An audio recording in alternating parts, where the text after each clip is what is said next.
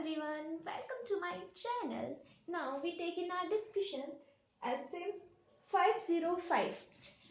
Essay 505 is revised on April 1, 2010. External confirmation. What's the external confirmation? It is a substantive procedure to collect the audit evidences. Okay. Two types of external confirmations. What is the two types? First is positive confirmation and second is negative confirmation. What is the difference between positive confirmation and negative confirmation? Positive confirmation says that a request to confirming party to respond directly to the auditor indicating whether the confirming party agrees or disagrees with the information in the request or providing the requested information. That is, here confirming party is responsible to reply even though he is agree, even though he is not agree, but he is reply. In negative confirmation request, this is a request where confirming party is only reply when he is disagree with the information. For example, one confirmation is like here amount and dash. The second is amount 1 lakh. Yes, no and not applicable. From this, which confirmation request you use for positive and which confirmation request you use for negative confirmation? The amount, and this is blank, this is used for the positive confirmation. It is not restricted that you are not use this in positive confirmation, but generally we use this blank confirmation for the positive confirmation request, and this where amount is mentioned we use for the negative confirmation thing. If you are not write any amount here and you say to the external party you are agree or disagree, then he says what a silly auditor here. If there is no any amount, then how I can say that I am agree or I am not agree? So in negative confirmation you should write the amount. Okay. Then negative confirmation request, when we use the positive confirmation request and when we use the negative confirmation request, when the risk of material misstatement is low, when disagreement with the amount is low, when the exceptional rate is low, then you use the negative confirmation. When large number of the homogeneous balance, like similar balance, then you use the negative confirmation request.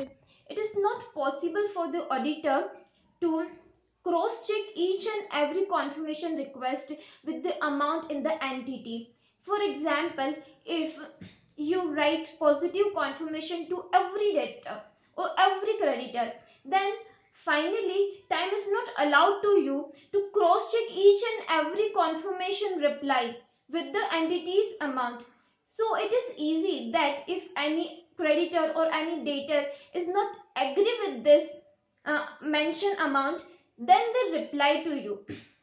So in general, we for purpose of checking of the bank amount, we use the positive confirmation. For creditor debtor amount, we use the negative confirmation request. Okay. This is a evidence which is direct to written response. That is, no middleman is required here. For example, here external party directly respond to the auditor. External party not respond to the management, and then management not provide the auditor the information. Here external party directly respond to the auditor and auditor directly send this confirmation request to the external party. But before this request, before the sending of this request, take uh, take the positive response from the management. If management refuses to send, then auditor can apply alternate procedures here. Okay, areas where external confirmation may be obtained. This is a very simple question, we can say. So we ignore this question, and when in examination we start to write, we able only recall 2 or 3 points. So I give a memory trick for this. BRS title, B for bank, BRS is CPT 11 12, remember. B for bank balance, R for account receivable, S for stock laying with third party, T for terms of transaction with third party, I for investment purchase but delivery not taken, T for title deed of the property with third party, L for loan from lenders, E for account payables. One by one we discuss.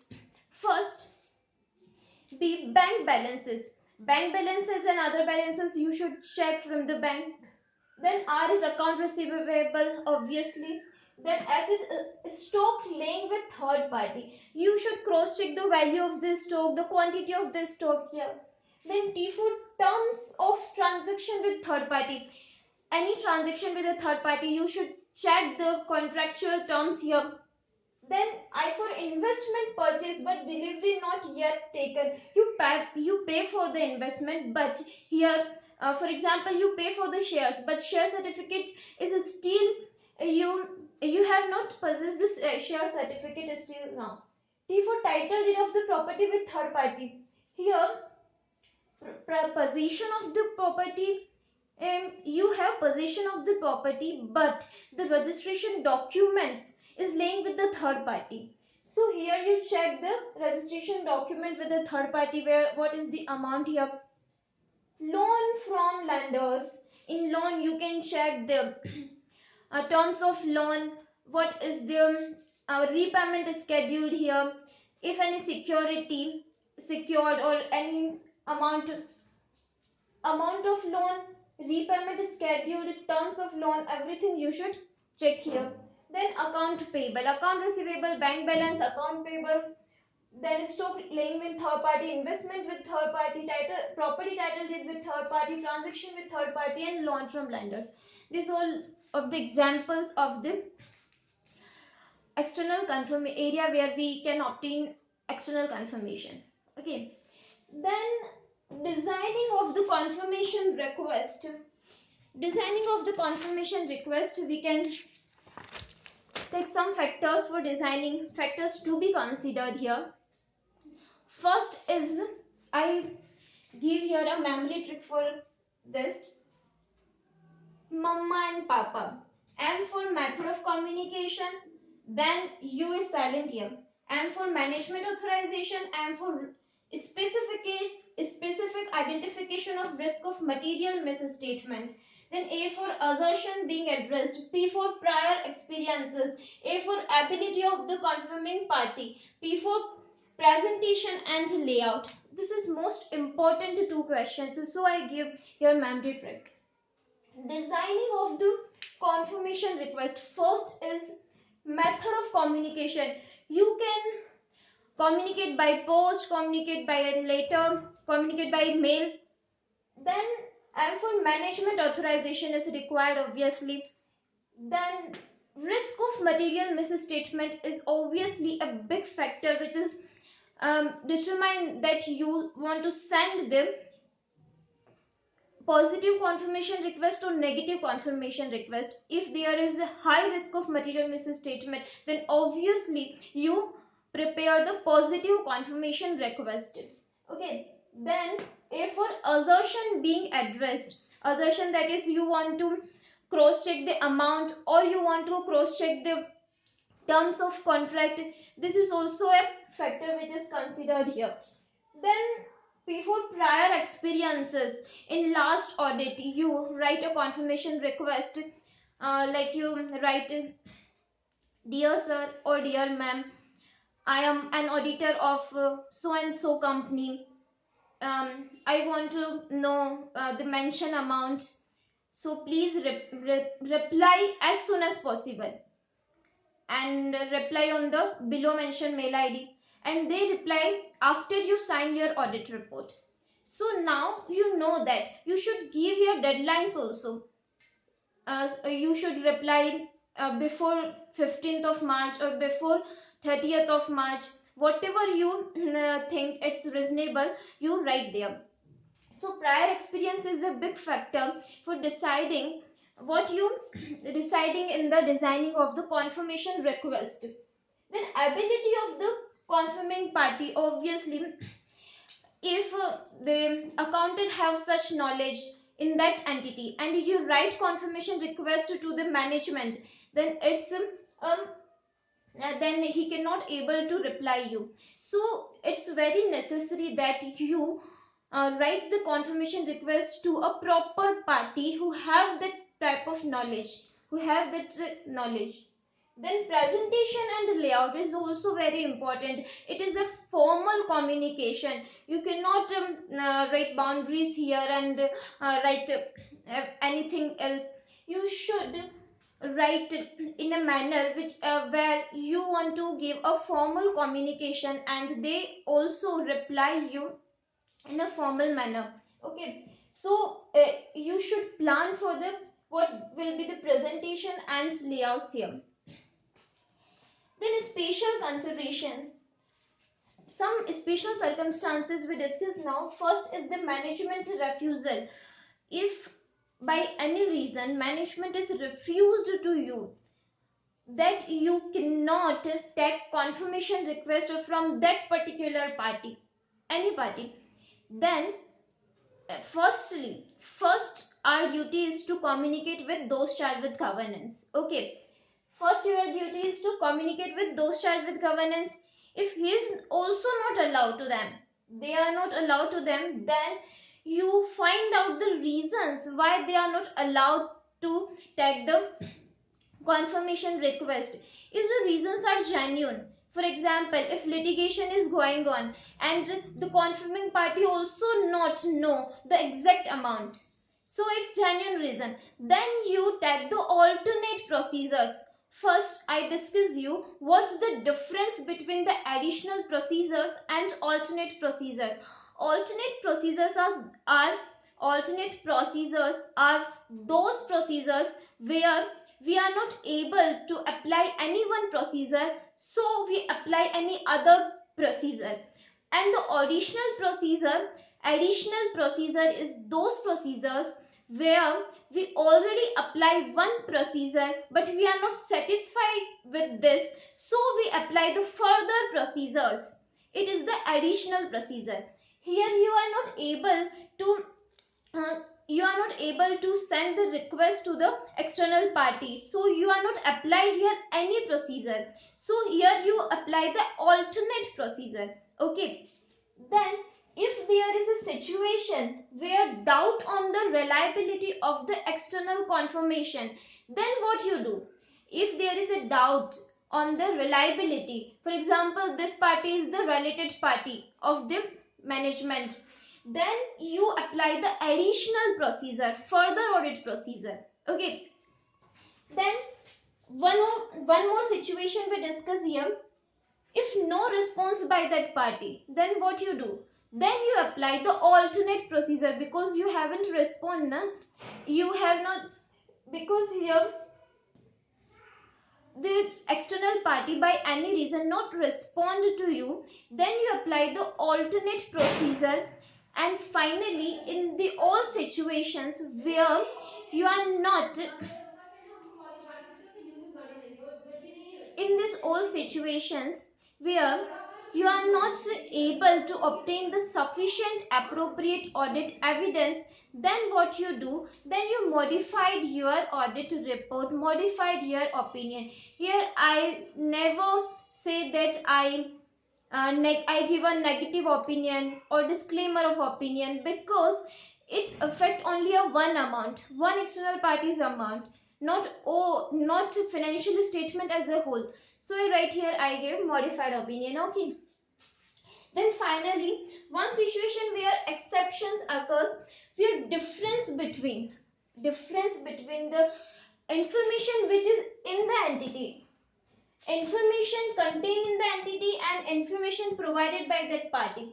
Then you investigate further. There can be a fraud. If there is fraud, if there is doubt that there can be a fraud, then you apply the procedures which is given in essay 240. Okay, so this all about the 505. We take a revision here. First, essay 505 is revised on April 1, 2010. External confirmation. Audit evidence obtained as a direct to written responses. This is not allowed to oral responses or by through the management. This is the direct written response. Two types of the confirmation request. First is positive and second is negative. In positive, the confirming party reply you is agree or not, but they reply. And negative, they are only reply when they are not agree with the mentioned amount. Then the negative confirmation request is a less persuasive audit evidence. And when we use the negative confirmation request, when risk of material misstatement is low, when exception rate is low, when circumstances of disagree of the amount is low, then we use the negative confirmation. Or when large number of small or homogeneous amount, then also we use the negative confirmation request. Okay, areas where external confirmation may be obtained: bank balances, account receivables, stock laying with third party.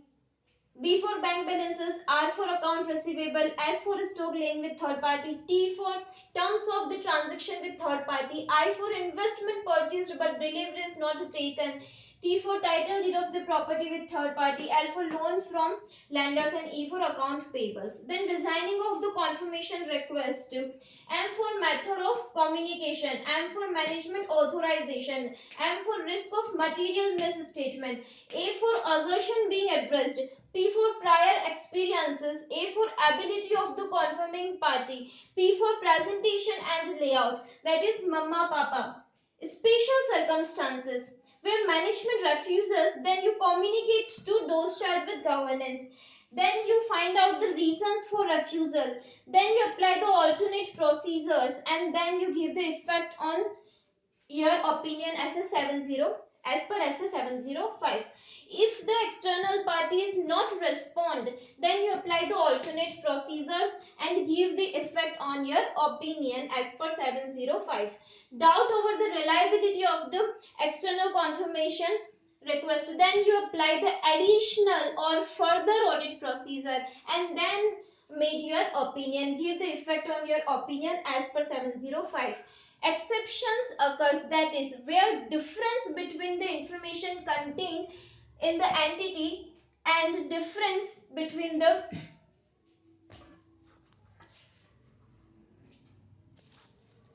and if there is a difference between the information contained in the entity and they respond from the confirmation party, then you investigate further. You investigate that there can be a fraud and you apply the 240.